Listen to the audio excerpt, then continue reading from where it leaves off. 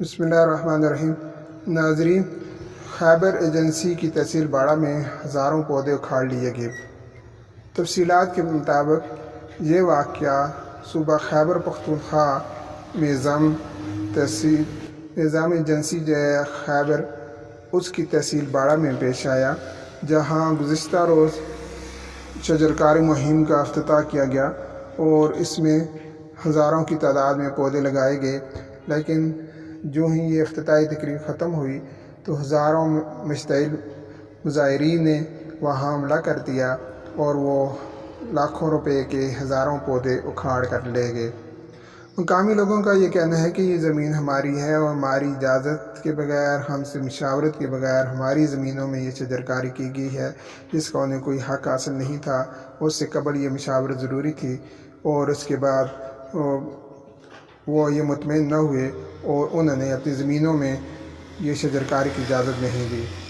یہ مقام قابل غور ہے کہ آئے روز حکومت کی ایسی باتیں اور ایسے اقدامات آتے ہیں جو کہ ساری دنیا میں جا کے سائی کا باعث بنتے ہیں کہ آیا کسی دوسری کی زمین میں سرکاری پودے لگانا اور اس سے مشاورت اور اجازت تک اس سے نہ لینا، یہ کس حد تک یہ اقدام درست تھا، اور اس کا رد عمل اور انتہائی سخت رد عمل بھی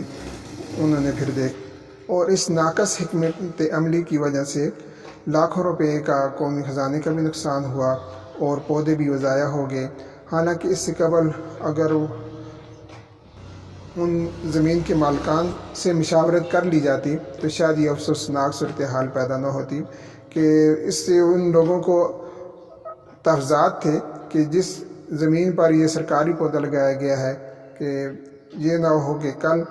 اس زمین پر بھی سرکار کا قبضہ ہو جائے۔ اس لیے اگر یہ پودے ایک تقریب میں ان لوگوں کو مفت میں دے دیے جاتے، بانٹ لیے جاتے، تو وہ زیادہ صورتحال بہتر ہوتی اور لوگوں کو اس قسم کی سخت اقدامات کی ضرورت نہ پڑتی۔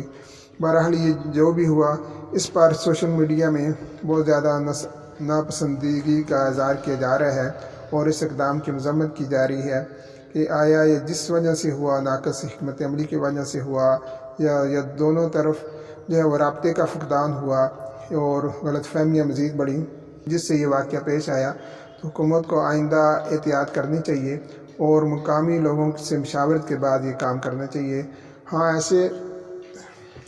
پلاٹ یا زمینیں جو خود حکومت کی مالکیت ہوں یا شاملات میں ہوں، وہاں تو پودے لگانا کا کوئی مسئلہ نہیں ہے، لیکن لوگوں کی اپنی ذاتی زمینوں میں پودے لگانا اور ان سے مشاورت تک نہ لینا تو ایسی ہی افسوسناک صورتحال کو جنم دیتا ہے۔ اس لیے ہمیں احتیاط کرنا چاہیے۔